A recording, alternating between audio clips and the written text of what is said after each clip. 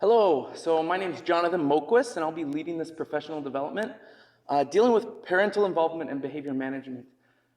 Do these things go together? If so, what can we do in our schools to better help manage our classrooms? So, first off, behavior management. In our school, we must focus on two main areas. Those two areas are academic learning and behavioral life skills. Obviously, first as a school, we need to make sure our kids are learning. Are they learning math? Are they learning how to read? Are they learning about our history? That is obviously first and foremost when it comes to schools, what is important. But also we care about who they are as a person. Are these kids growing up to be men and women who will contribute to our local communities, to our society as a whole? We want to make sure they grow up to be men and women of that sort. Okay, so that's our goal. However, these are both hindered by behaviors in the classroom. Obviously, if behaviors are in the classroom are happening, students' academics are going to be hindered, and just general behaviors are going to be hindered for everyone in the classroom. Everyone is affected by these. So we must focus on behavior management in the classrooms in order to help our students succeed in academics and behavioral life skills. So question, how can behavior management be improved in the classroom? Well, one area through research I have found is through parental involvement. We need to involve our parents in our schools, in our day-to-day activities within the classroom. Parental involvement leads to greater student success in academics and classroom behaviors. Okay, that is found by research to be true. So therefore, we must include these parents more. And the collaboration between parents and the school is key to create consistency for the child. You know, obviously, sometimes we see children act differently at school versus how they act at home. So when we include parents in any decision making, in anything that we do, we are then creating a consistency for the child so that they know what to expect at school and at home, and that those should be, if not the same, very similar, so that consequences for behaviors are consistent. So positive reinforcement for behaviors is consistent. Everything is consistent between the schools. So therefore, that is the reason involving parents is so key in behavior management within the classroom.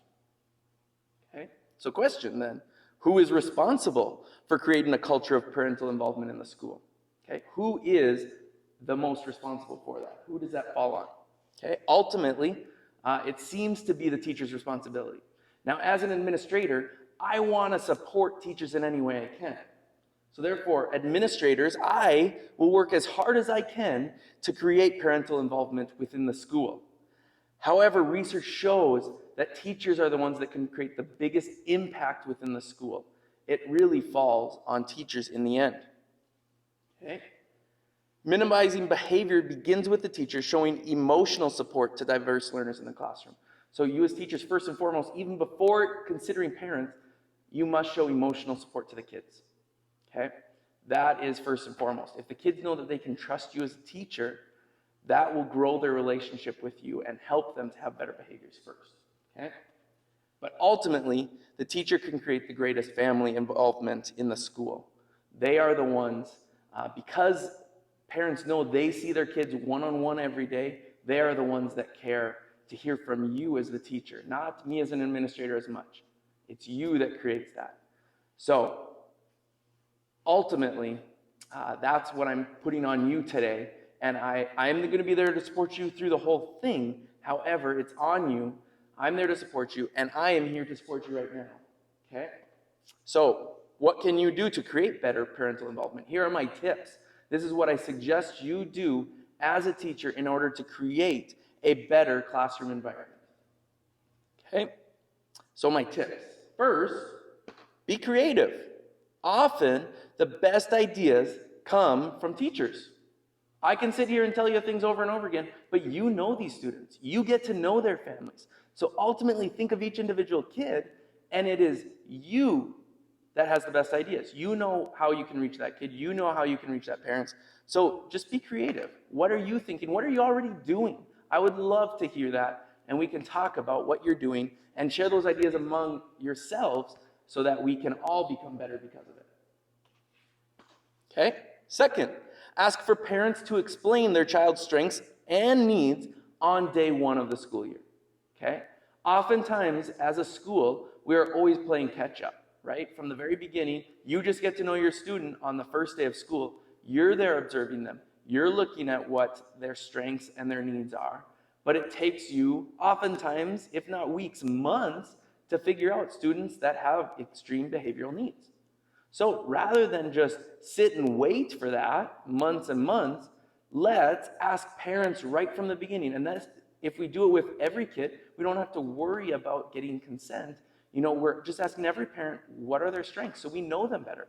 Oh, what are their needs? What can we do to support them?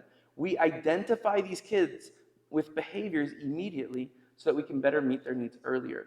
We can then prevent behaviors by knowing their needs. And right away, this little survey or this questionnaire, however you bring it to parents, you're showing them you want to hear from them, that you don't know everything.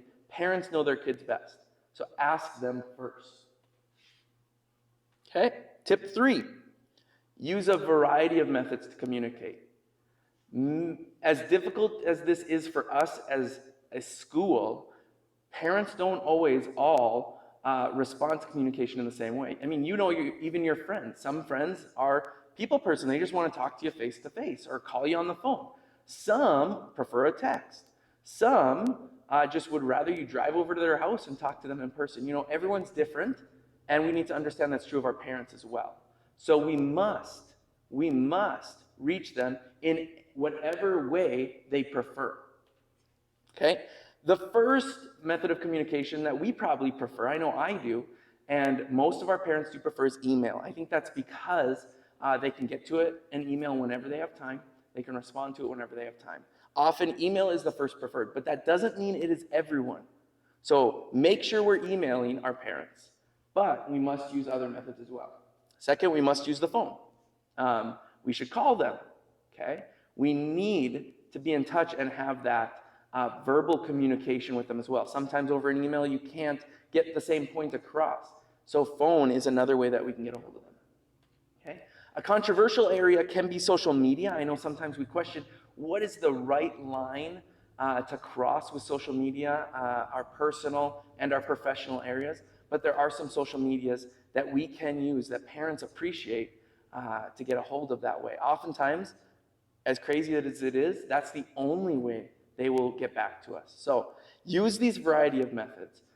Find out which way each parent communicates best with you so that you can get a hold of them when you need to. Tip 4, use both one-way and two-way communication. Okay? So sometimes you might want to communicate with parents as a whole. What are you doing in the classroom? Right? Maybe send a mass email to parents communicating with them one way. Hey, this is what we're doing in the classroom.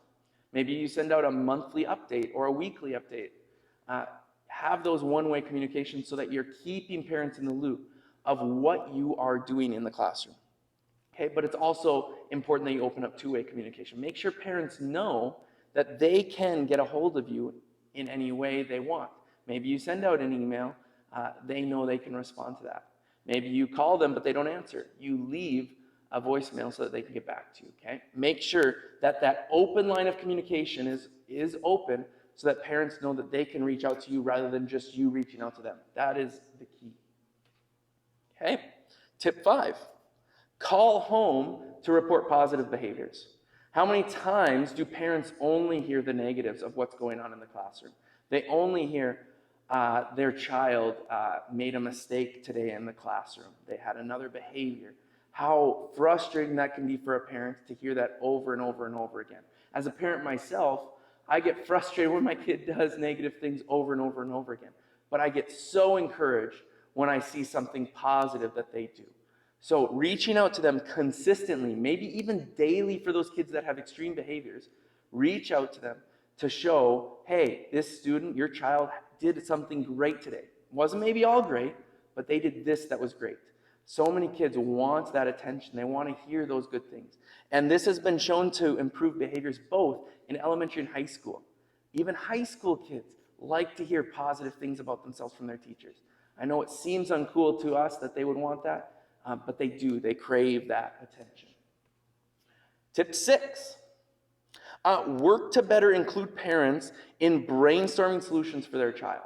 Maybe you have an IEP with parents. How often are the parents contributing to the ideas of how they can better support their child in the classroom? So many times they think we are the experts and they should just be quiet and listen to what we're saying. We need to include them better in that situation. Don't just talk and talk and talk, say this is what we're going to implement. But honestly, again, the key is they know their child better than we do. They've known them since birth. We must listen to them and hear, hey, what are you doing at home to deal with this behavior? What do you think we should do with this behavior? That is key. We need to involve them in the brainstorming rather than just brainstorm and come to the IEP with the decision. Include them. It's a team effort in the IEP, so we must include them. Okay? Tip 7. Support parents by giving tips of how to help their child at home. So although the parents know their child the best, sometimes they just don't know what to do with their child themselves. Sometimes we are experts in that and we need to support them. They don't know what to do with the behavior. They don't know how to support their child academically. So we need to support them and give them those ideas, okay? And sometimes they're craving those ideas, so we must give them. Some tips that we could give them is, hey, read with your child. Do guided reading with them. Especially in that lower elementary, we just want to make sure our kids can read and write.